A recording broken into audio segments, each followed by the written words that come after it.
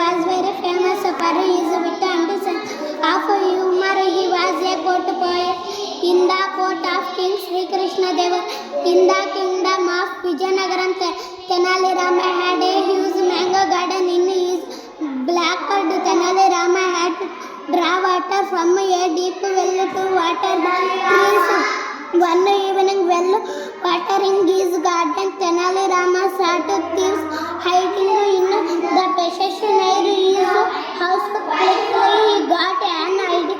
Tenali Rama went into his house.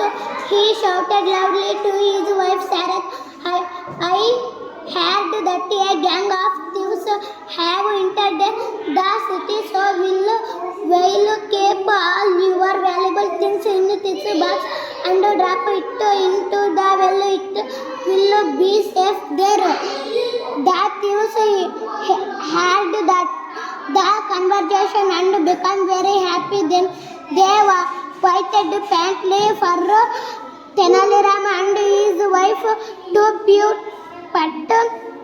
the box into the well. Tenali Rama and his wife packed the box with stones, then lifted the heavy box with great difficulty and dropped it into the well.